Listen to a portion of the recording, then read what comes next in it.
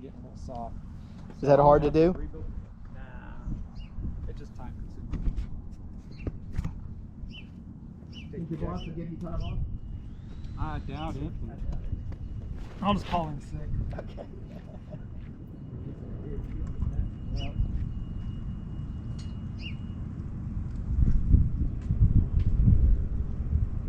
Yep. Satellites.